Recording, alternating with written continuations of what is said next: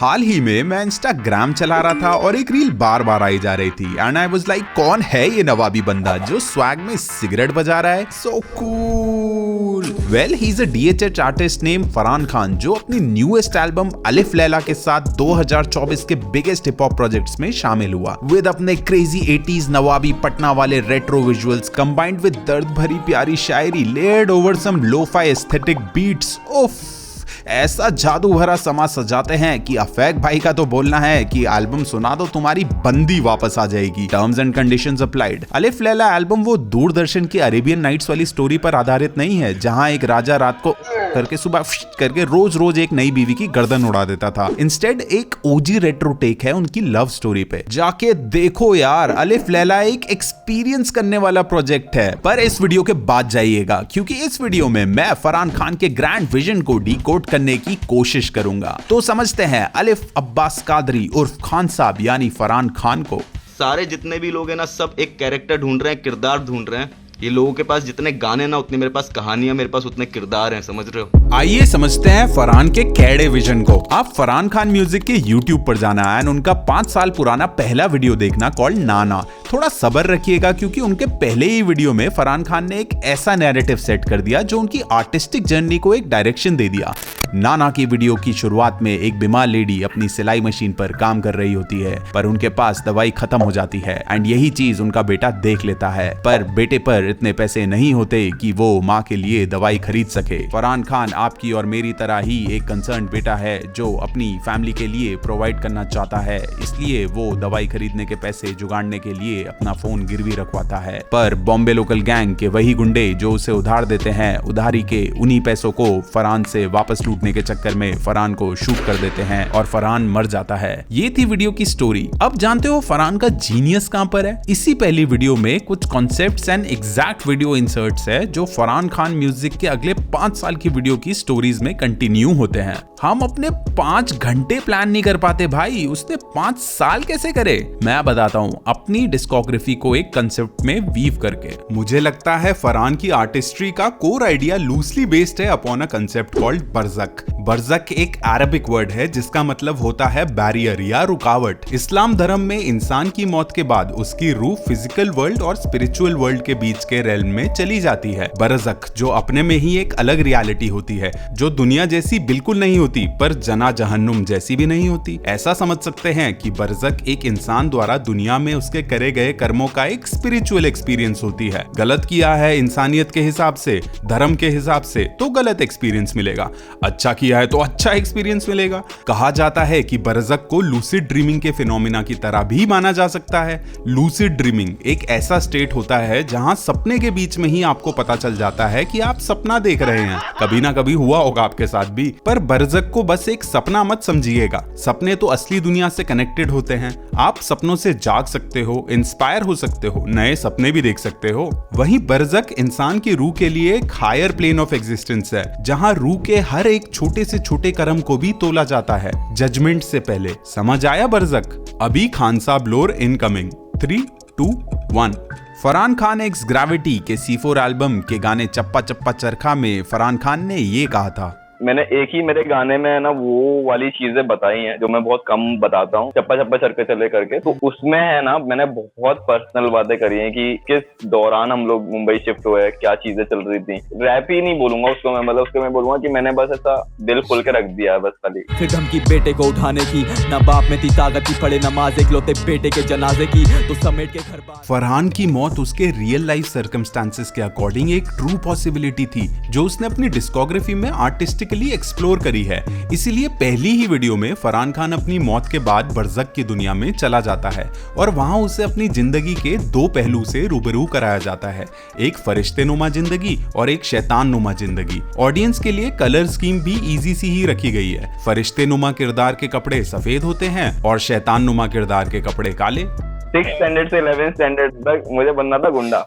हमारा एक ग्रुप होता था। शोएब भंगार, मैं, अंटा, हम लोग सब शोएब की भंगार की दुकान थी, वही था हमारा। मतलब हम बैठे हैं, जो भी आ रहा है हम ट्राई कर रहे हैं, जो भी सपने थे, सस्ते नशे ऐसे टाइप के ब्रो। जब मैं 11-12 में आया, मैं वो सब चीज़ों से बाहर निकल गया। अल्हम्दुलिल्लाह ग्रेटफुल कि मैं अभी एक अच्छा इंसान हूँ, समझ आ गई है दुनियादारी की। मैं अगर मेरे गानों में एकदम वैसा गैंग शिट ऐसी बात कर रहा हूँ ना, तो मेरे बचपन से इंस्पायर है समझो। वही मैं बोलने वाला था। हाँ ब्रो, गलतियां करके ही तो सीखता है इंसान, पर गलतियां तो करी ना। तो वो टाइम पे ना हमने कुछ करना स्टार्ट करा था, सस्ता नशा, और खास करके मैंने उसको करा दिया भाई। मैं तो उस चीज़ से निकल गया, बट वो अभी तक वही नशा कर रहा है ब्रो।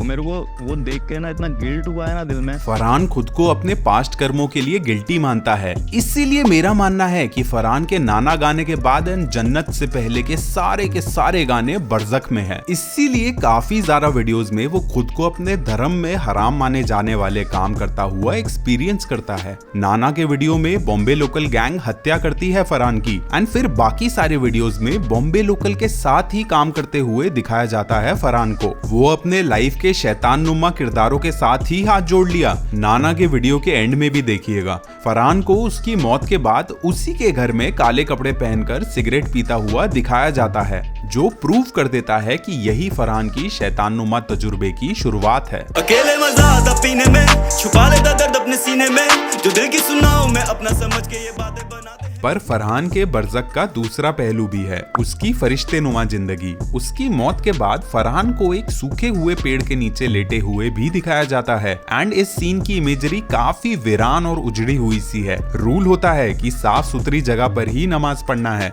पर फरहान मिट्टी पर अपनी प्रेइंग मैट बिछाकर एक सूखे हुए पेड़ की तरफ मुंह करे गिरा पड़ा सोया हुआ इसीलिए दिखाया जाता है क्योंकि वीडियो के लास्ट सीन में क्लियर कर दिया जाता है कि बरज़ख में फरिश्ते नुमा जिंदगी की उम्मीद खो दी है फरहान ने, और अब फरहान के बरज़ख में शैतानी तजुर्बा ही हावी रहेगा। गुनाह ज्यादा करे थे शायद असल जिंदगी में, इसीलिए। और खास करके मैंने उसको करा दिया भाई। पर आवाज़े गाना जो पहली वीडियो के 2.5 साल बाद रिलीज किया जाता है, उसकी वीडियो की शुरुआत होती है इसी हारी हुए फरिश्ते नुमा जिंदगी की उम्मीद को वापस जगाकर। कुछ अच्छा भी तो किया होगा ना बंदे ने, और हमें वाकिफ कराया जाता है खान साहब से। खान साहब किसको बोलते हैं ना, जरूरी नहीं है कि जिसका सरनेम खान हो उसको ही खान साहब बोलते हैं। लाइक तुम गाँव वगैरह में जाओगे, नॉर्थ साइड जहाँ से मैं हूँ, आगरा साइड से, तो वहाँ पे खान साहब उनको बोलते हैं कि बेसिकली जिनको है ना हर चीज की नॉलेज है। लाइक जो तुम करते हो उसमें बेस्ट हो, मतलब खान साहब, ऐसा सीन। गलती करके ही तो आदमी सीखता है, और इसी सोच की पैदाइश है खान साहब, एक ऐसा किरदार जो हर अंजाम से कुछ ना कुछ सीखने की उम्मीद रखता है। इस किरदार के सबसे आइकॉनिक कपड़े सफेद कोट और पैंट है, और अंदर पहनता है काली शर्ट।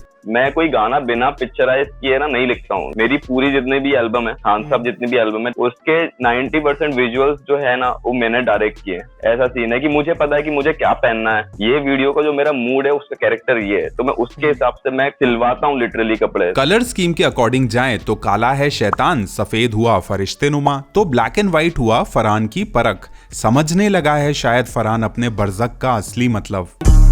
आवाज़े आवाज़े आवाज़े आवाज़े आवाज़े आवाज़। खान साहब फरहान की डेब्यू एल्बम थी जिसमें फरहान ने अपनी पहचान बताई है। ट्रैक्स लाइक आवाज़े, 100 बार्स फरहान के fiery rebellious attitude and Farhan की नेवर बैक डाउन वाली स्पिरिट को होमाज है। वहीं बबली रोमांटिक सॉन्ग्स जैसे इशारे दे और 2 दूनी 4 उसकी सॉफ्टर साइड एक्सप्लोर करती है। Yes, their words not mine. मेरा तो मानना है gangster rap as an artistic rebellious outlet इसीलिए चुना गया है खान साहब एल्बम में क्योंकि फरहान अपने खान साहब किरदार के द्वारा बरज़ख में अपनी सोच को एक्सेप्ट कर रहा है। क्योंकि सच ये है कि नहीं जी जा सकती इस दुनिया में फरिश्ते नुमा जिंदगी। ऐसा बनोगे तो दुनिया कच्चा चबा जाएगी। नहीं जी जा सकती शैतान नुमा जिंदगी, क्योंकि अपनी इंसानियत ही खो दोगे तो जरूरत के समय अकेले पड़ जाओगे। मेरे लिए ना नमाज से भी ज्यादा इंपॉर्टेंट चीजें हैं जो मैंने बनाई है एज इंसान खुद को बेटर करने के लिए। कि मैं एक टाइम पे, मेरे को पता है कि बहुत सारे मेरे मुस्लिम जो फॉलोअर्स हैं वो शायद से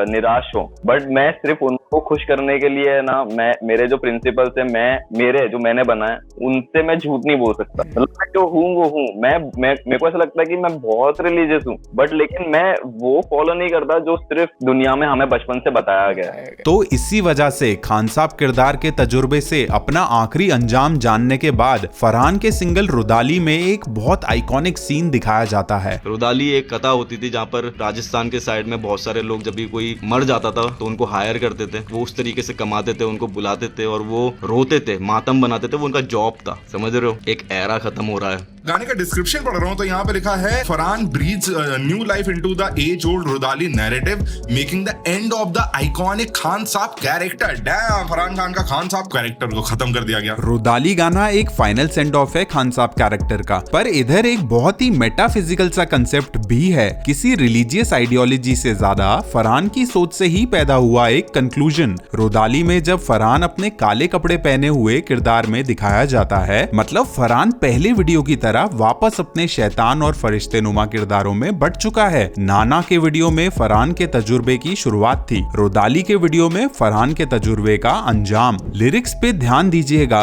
तो पश्चाताप कर रहा होता है अपने कर्मों का ये शैतान नुमा किरदार, खुदा से माफी की पुकार कर रहा होता है फरहान। अंजाम समझ गया है शायद इस शैतान नुमा जिंदगी जीने का, अब अकेला पड़ गया है। पर बरज़क की एक खासियत है, बरज़क की जिंदगी अपने में ही एक रियलिटी है जो असल दुनिया और स्पिरिचुअल दुनिया से इंटरैक्ट नहीं कर सकती। बरज़क का तजुर्बा तो कयामत से पहले अपनी रूह को गहराई से समझने का एक जरिया है। तभी रुदाली गाने के अंत में हमें दिखाया जाता है कि खान साहब के सफेद कपड़ों को जला दिया जाता है। क्या ये फरहान द्वारा उसके शैतानी रूप की एक्सेप्टेंस है, या ये एक प्रूफ है कि बरज़क में फरहान अपनी रूह को इतनी गहराई से समझ चुका है कि अब कयामत के दिन फरहान के लिए जो भी फैसला होगा वो उसको तहे दिल से कबूल है। एक बार में ही मार दे मुझको, यूं ना तड़पा मुझको, मौत दे मौत दे मौत दे। अलिफ लैला एल्बम के स्टार्ट से जस्ट पहले एक जन्नत नाम का गाना आता है। इसी गाने में खान साहब के किरदार का अंजाम दिखाया जाता है, उसे जन्नत मिली है, और इसी हैप्पी एंडिंग के साथ खान साहब किरदार की स्टोरी खत्म कर दी जाती है। मतलब तुम बोल रहे हो कि वो तुम्हारे मरने के बाद तुम्हारे जनाजे पे आई? मेरी फर्स्ट एल्बम जो मैंने निकाली है, उससे पहले मैं एक और एल्बम लिख चुका हूँ जो मैं अभी निकालूंगा। सुना आपने, क्रेजी प्लानिंग भाई। 2022 की पॉडकास्ट है और अलिफ लैला एल्बम खान साहब से पहले ही लिख चुका था फरहान। पहली एल्बम में मैंने अपने बारे में बताया, कैसा सोचता हूँ मैं, कहाँ से आया हूँ। तो मुझे चाहिए था कि लोग पहले मेरे बारे में जान लें, ताकि मैं दूसरी एल्बम में जो अलग बात करने वाला हूँ तो वो अच्छे से समझ पाए कि अच्छा ये ऐसा इंसान है, इसलिए ऐसा सोच के इसने ये लिखा है। DHH में विजनरी आर्टिस्ट्स की कमी नहीं है and Farhan is definitely one of them. अगर आप चाहते हैं कि मैं अलिफ लैला एल्बम भी कवर करूं तो कमेंट जरूर करिएगा। मिलते हैं अगले वीडियो में।